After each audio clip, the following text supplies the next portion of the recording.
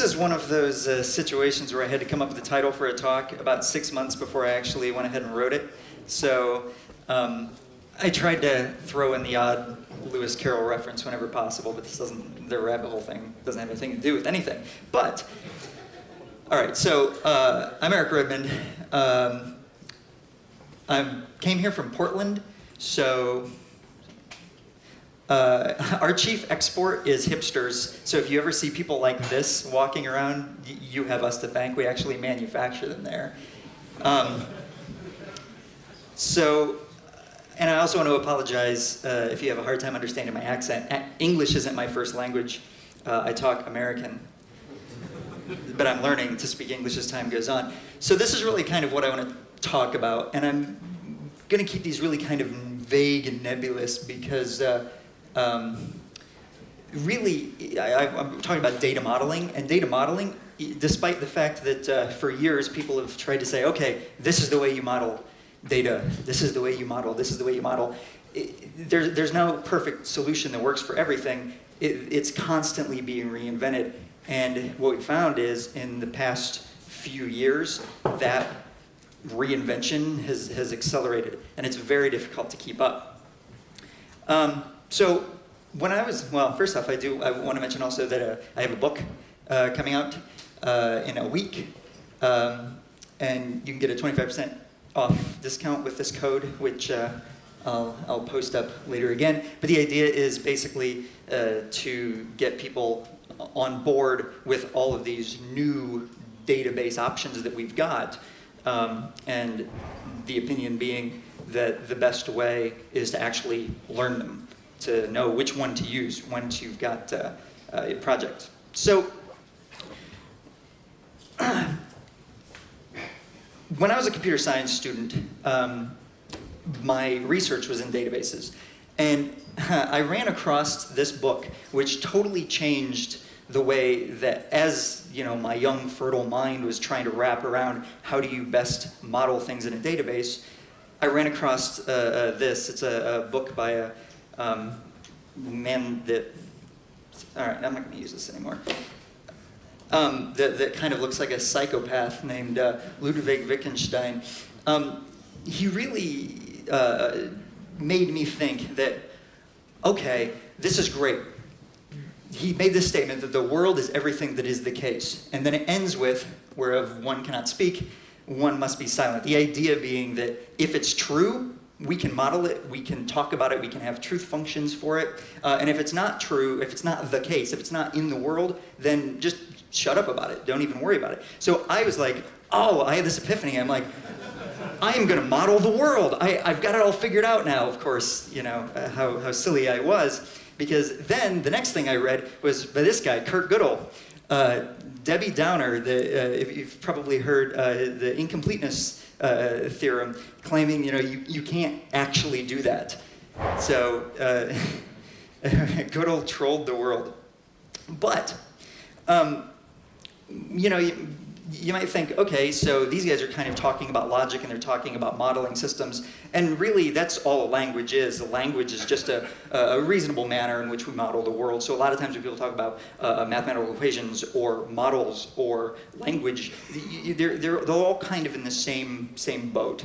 And the weaknesses of some types of modeling are apparent in everywhere. So for example, in the fact that you can't create a mathematical arithmetic system that's consistent and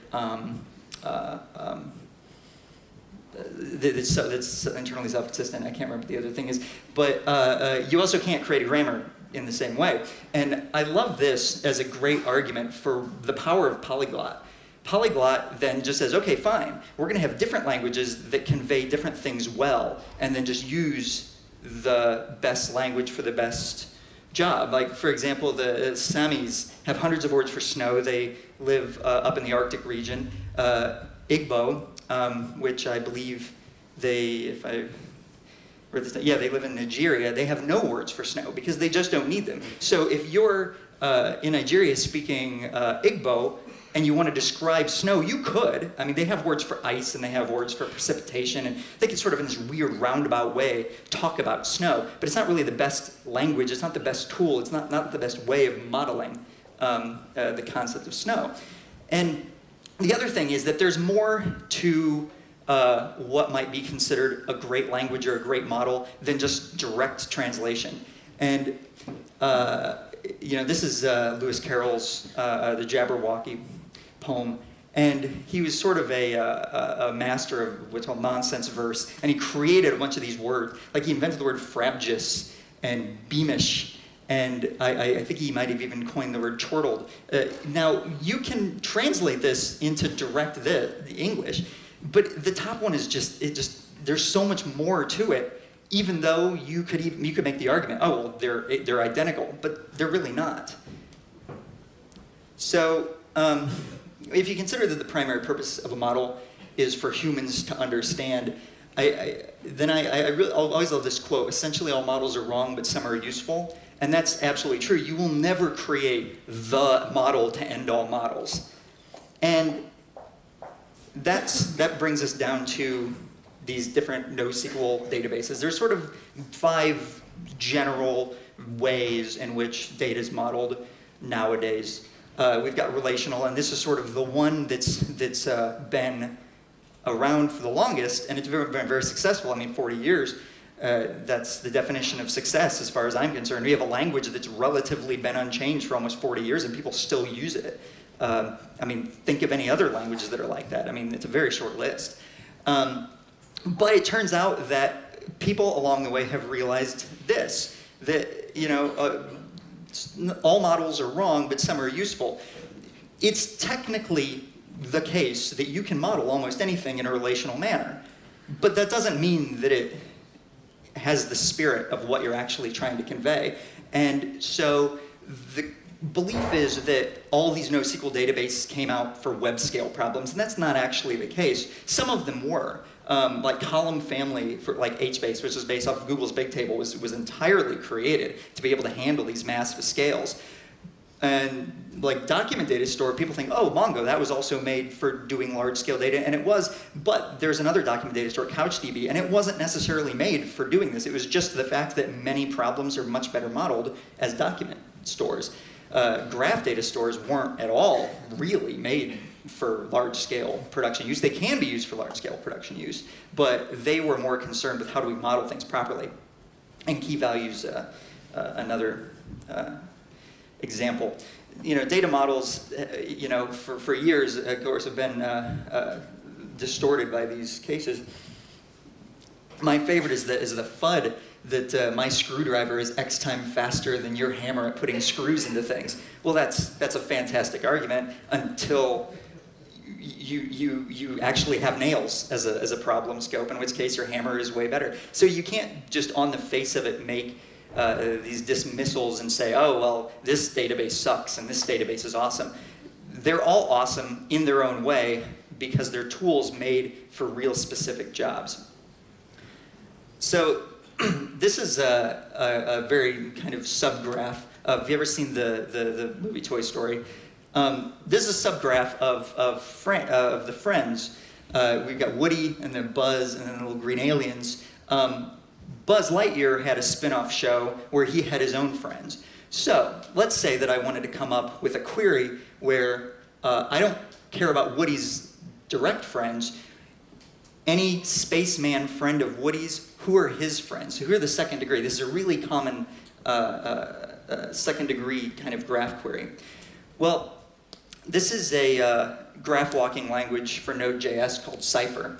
And it might seem not clear at first what it is, but it's actually really straightforward. This first line, start Woody, this is basically saying find the node Woody, find where he is. And then this middle one, match Woody -- friend -- FOAF, so friend of a friend, is just saying start there, now walk to friends of Woody's, and then make another step out to the next friends. And then filter out, only do the spaceman type friends, and then just return the friend of a friend. So return the second degree friends, and that's it, that's all there is to it. If this seems like too much typing, then there's even shorter languages. This is another Neo4j language called Gremlin.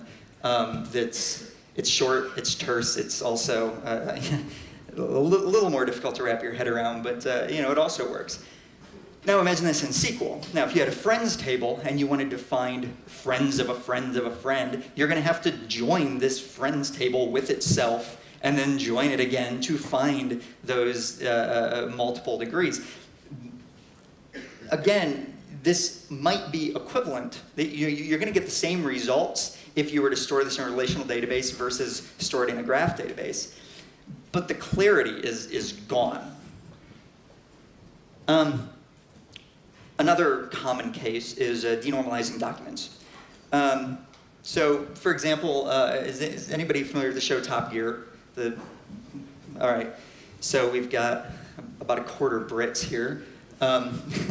So Jeremy Clarkson is one of the guys on Top Gear, and say that I have a database that I want to store actors. But I want to store actors and I want to store the names, but I also want to store just random interesting information about them. So in this case, Jeremy Clarkson, here's his list of favorite cars. This is a perfect example of when you would want to use a document data store, because for almost no one else is this applicable. I mean, if I put Jude Law in here, why would I have a favorite cars column? But if I were creating using a relational database, I would have to create that column to contain this information or create a separate table or something like that. I also enjoy the clarity that some of these different data stores provide. So, for example, this document data store, they don't have schemas. And because of that, you can't really use active record, because active record relies on that schema sitting in the back end to inform the model of what it can do. And I mean, that's fantastic. You get the sort of don't repeat yourself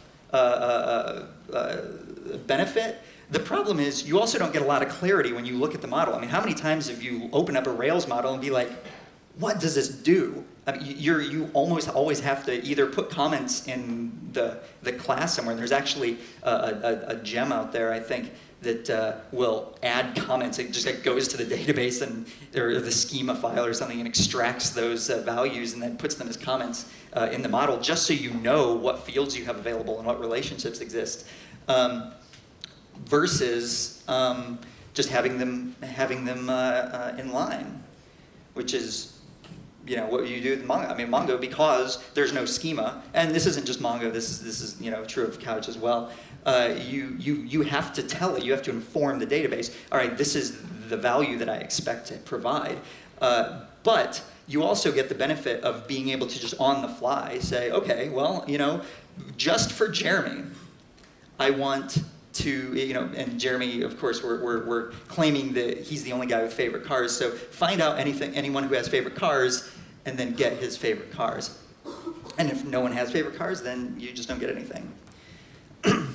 Another interesting one for me is dictionaries. Dictionaries were created, obviously a long time ago when you only had paper, and you would put a term on the paper and you would put a bunch of definitions on it, and that's kind of, that's kind of nice for a certain set of cases. You can even do some limited reverse lookups too. You can do a little bit of machine learning or full text searching, where you can say, okay, I'm just going to start throwing out words there. So I can't remember the word gem, but I can kind of remember some other words. So I'm going to put in like precious stone and fine and things like that, and then it would return the word gem. I mean, you can definitely do this. On the other hand, a graph is actually a really great way of knowing what words mean. There is a philosopher, and unfortunately I can't remember his name, who once described words as being the center of gravity of all other words used to describe it. And so if you think of them in that way, it's a lot closer to the way that human beings actually think about words. If I were to start saying, red, green, fruit, pie, and you'd be like, oh, apple. I mean, or something else. If I just said red and green and then holiday, you might be thinking Christmas. So I could very easily even do a sort of lookup where I said, okay, I'm just going to give you a bunch of words, and then I want you to find other terms that are related in some way to this, and not necessarily synonyms. And Google kind of works in this same way. It's a PageRank algorithm is part of a class of algorithms called centrality, where they have the graph of all the terms, and they point to the pages, and they're weighted that are the closest representative of those terms. And what's interesting is the way that they populate this graph of theirs is based off of websites that are used. And what's interesting about this is that sometimes it can be smarter than you. If I Googled face space time, Google's like, no, you meant FaceTime, right? You know, Apple has told us that you're wrong, and that's not what you actually meant. But it's not just Apple, it's the whole rest of the world. So apparently I'm very archaic in putting a space in it, and Google knows better. So it sort of becomes the arbiter of what's the rest of the world is talking about. And this is an example of using the word gem in this dictionary, where you just use all these other words to describe it, and then you weight them. And you see Ruby might have a slightly heavier weight because you have a little bit of an overlap. You've got the Ruby on Rails community having their own gems, and then you have people that actually physically work in gemstones talking about gems as well that are associated with it. The other neat thing about this is you can segment off for groups of people. You can do a subgraph of this and say, and again, Google doesn't use it explicitly like this, but this is very close to the way their algorithms act, is say, okay, well, you're a Ruby person. So a Ruby, like programming language person. So when you type in gem, you're probably talking about this definition of gem rather than, if you're a gem cutter. And you can even go further. You can even go down to having real specific associations for even an individual person. I mean, there might be a single person on Earth that when they hear the word gem, they think about the cartoon from the 1980s, Gem. I'm apparently that person, because that was what came to mind. So we did document, we did graph. Next, key value stores. Really, there's a certain class of key value stores that are amazing for asset storage. This is sort of the way that most of us are used to doing asset storage. When I say asset storage, so you use some sort of attachment library like Carrier Wave or Paperclip, or somebody wants to upload an image with it, you'll have all of your data on the relational database, except for the image, which is now going to be stuck in some other system. On the other hand, you've got Reoc, where it's a key value store, but the value is the truest sense of the word. It can be anything you want. You can put in an image, and that's the value, and it's keyed by URLs. And so all you have to do is you just say, oh, the content type of this is image JPEG, and then you can do cool stuff like this. Is this visible? So, if you saw there, I was uploading vader.jpg, content type, image JPEG, Vader image. So this is the key. So this is my KubeCraft is the name of my bucket. This is the name of it's just a key for the fact that it's Vader.jpg doesn't matter. I could have called it anything I wanted, but it then returns the value, and this is literally the value that's in the database. If any of you guys aren't familiar with KubeCraft, don't get addicted to it because it's amazing. You cut out these little things and you can make cool little 3D. All right. So I Rubified it. If you didn't like just me my use of curl here, you can just do that. I know that's not good Ruby code, but it works. The final thing, column-oriented data stores. How am I for time? Column-oriented data stores. This is really great if you're building a wiki, for example. The thing about column-oriented data stores is that rather than relational databases where all the data, like data, is stored together on rows, in this case, like data is stored together in columns. That might seem a little twist, but the big benefit here is actually you can very easily just put versions of things through just a single column, which is great if you're thinking about a wiki, because a wiki, you might have the body, the title page, the name will almost never change. The body of the text will change as people make edits, and then internally people will make comments. And so a row is only a tacit thing where you say, okay, just maybe give me the most recent version, but you could just as easily say, you know what, give me the most recent key name, the most recent body, and then the third comment down historically.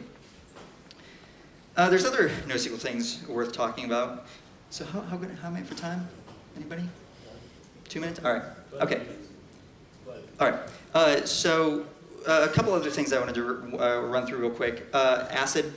A lot of people get really nervous when they hear about NoSQL because they're like, oh, well, I can't have ACID transactions. And the example that people always give, which amuses me to no end, is the bank transaction example. And it makes sense. It's like, okay, well, Peter is giving Paul $400. If it crashes in the middle, well, then it's going to be an inconsistent state. Except for the fact that banks don't actually work that way. So it's kind of a weird example. Anyway, really, this is kind of how banks work, in the fact that they just keep track of your transactions over time. I mean, and then at the end of the day, like at the end of the business day, 24 hours later, I mean, if you've ever used your credit card, it takes a day to post. That's the very definition of eventually consistent. It's not transactional in any way.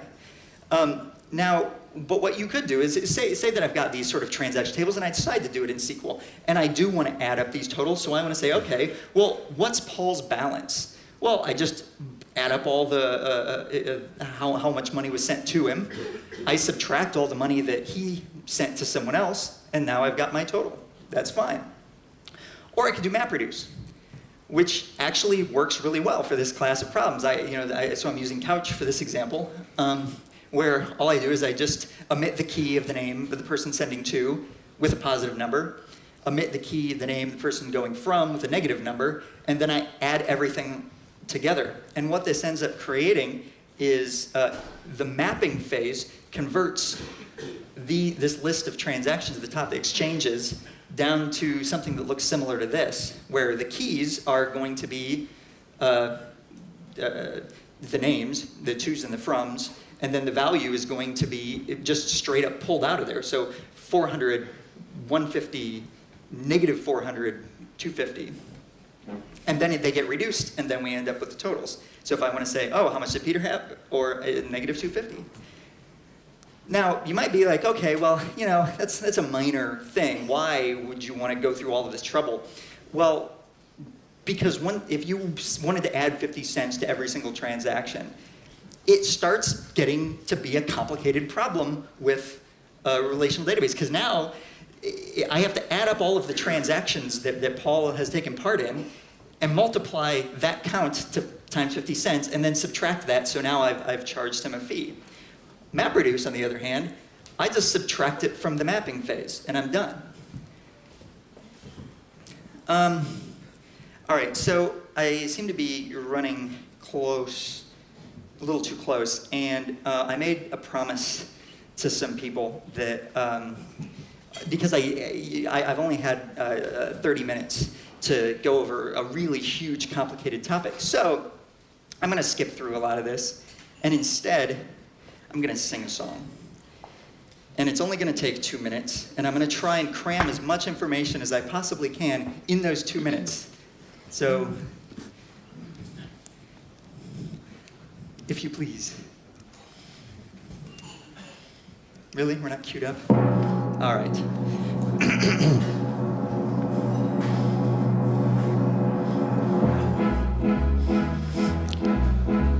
Relational, columnar, grapher, key value store, document, data store 2. There's so much to discover, and this song will cover from each type at least 1 or 2. Neo4j, Postgres, HBasin, Redis, Couch, Mongo, and React. Partitions, consistency, availability. Pick 2, you can't have all 3. Oh, Postgres is relational, stable, transactional, tables with columns and rows. Has rules, window, functions, and SQL for queries. Vertically is how it grows. Next, React, key value store, implements Dynamo, shards data out to a ring. It's REST-based with MapReduce, link walking functions, and vector clocks made in Erlang. HBase is columnar, just like Bigtable, distributed, sorted, and sparse. Hadoop compresses inversions big data, but setup's a pain in the ER. So Mongo stores JSON, it documents speedily, replicates, so it's web scale. It indexes, updates, or deep nested attributes inline, so data's not stale. The CouchDB Doxor has partial map reduces, RESTful crash only and stable. It's great for embedding and high replicating, though don't try to join, it's not able. Neo4j's graph store is ACID compliant, maps whiteboarded boxes and lines. You query through edges that connect to vertices, no RAM-based designs. The Redis key value store holds much more than strings, RAM-based and writes into disk. Expiries for caching, pub sub message passing, and queuing by block rating list. The database world is so big and complex, the result of research over years. More questions than chart out, it runs on a cell phone. There's CPU disk rating and writing and querying, modeling languages, bloom filters, buffering, TTO, caching, and more.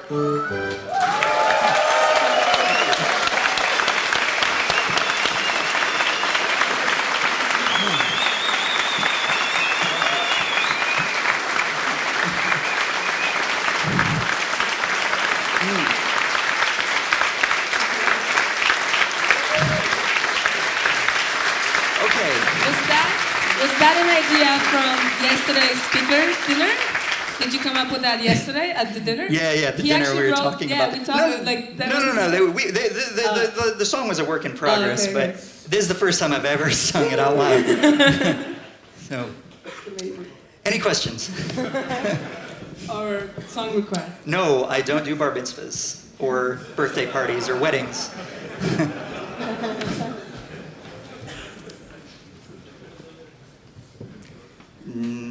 Any questions? Sir? Are the lyrics available? Are the lyrics available? Maybe eventually, yeah. We talked about me turning into a video, so. Does anybody have any questions about databases? I mean, it's kind of a big, expansive topic, and I know I had to kind of run through this, but as I said, it's really hard to condense this stuff down into 30 minutes. This could easily be a conference in amongst itself. There is a question, yeah. So Neo4j seems like a really cool database. What's the coolest like open source data or project using Neo4j? Open source project using Neo4j? Just project in general. Yeah, I actually am not aware of any open source projects using Neo4j. I'm certain there are. The coolest project that I've ever worked on is fairly recent, and I don't know how much I can talk about it because it's sort of an under contract thing, but I can talk in vague terms. It's a social network, and before you groan, it's actually kind of interesting in the fact that you have relationships with people, and you can find other people that have similar interests to yours, and it's just a giant Neo4j graph database. And doing these kind of, the interesting thing about the way graph databases work is that when you have these sort of large complex graphs in a relational database, the larger the data set gets, the slower the query runs. That's actually not true for something like Neo4j. You could have 1 billion nodes. It actually doesn't really affect performance much at all. Because of the way it operates, because you're doing node walking. And so it's just a series of really straightforward Cypher queries that just say, okay, find my first degree friends with an interest, step, step. Find the second degree, friends of them, step, step. Third degree, friends, step, step. And then, yeah. So that's the most interesting to me. And it's not just, and this is why I tried to give the dictionary example, because people always use social networks as sort of the canonical use, which is sort of a limited view because you can do so many amazing things with graphs. As they like to say, if you can whiteboard it, you can turn it into a graph. You can data model that way. And it is interesting how people will whiteboard out with boxes and lines and circles and everything, and then convert that into a relational model that looks almost nothing like what they actually drew on the whiteboard. Whereas something like Neo4j, you just stick it in, because objects are nodes. Yeah. Did we have one back here? Yes.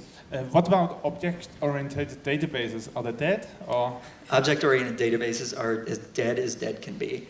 And that's why I didn't even bother listening up here. I mean, they made a good run at it. The problem with object-oriented databases is they were never designed with querying in mind. They were just saying, okay, we've got sort of our object. Well, they've got two problems. The other one is the fact that it very tightly couples your data model to how a particular application might be modeling at that point in time. And then if you want to change your data model, you've now got to change your object-oriented data store.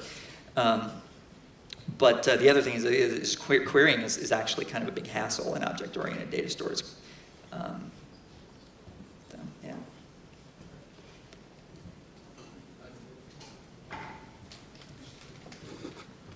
Sir. So, do you know about maglev, for example, the Ruby virtual machine based on Smalltalk? It's kind of like it can be thought of as an object-oriented database. Mm-hmm. So, to which bucket you would put that? Like Well, to which I mean, bucket you of the can database? think of things in a lot of ways. I mean, I'll give another example. In Java, there's this company called Terracotta, and I think the product's actually called Terracotta too. And it is there's a difference between sort of having a object graph persistence model versus actually a data model that's like an object-oriented data model. I mean, they're kind of two different things. I mean, you can think of them in the same way, I guess. And maybe this is exactly why object-oriented databases just never took off. Because, you know, well, what's the value add if you just persist the object graph? Yeah. Okay, one final question. You can just tell me. I can just repeat the question. So your book is about 7 databases, right? Yes. And you covered here 5. And which are those 2 missing ones? Oh, well, there was duplication actually because Mongo and Couch are both document data stores. They're just different styles, and then Riak and Redis are the 2 key value stores. Again, vastly different styles of how they operate and how you store. But this is why I wanted to focus on data modeling as opposed to necessarily the particular technologies, because you know, usually if you have a question of scalability or something like that, you're sort of starting at the wrong point. You should kind of first ask, well, what's the way that makes sense to model this data first, and then you worry about scalability later, because what you find is databases can scale. All of these databases can scale. There's many ways of doing that, and I think one of the great examples is Twitter still runs on MySQL. It wasn't at all made or built to do that, but that database made sense for the way they wanted to model their data, and they found a way to make it shard out. Yeah, and Wikipedia runs on MySQL as well. Yeah, right. Yeah, except that's Wikipedia caches, everything. So that's kind of a. But yeah, it's a point too. That was the last I one. think that's it. The time is up. Thank you. Thank you.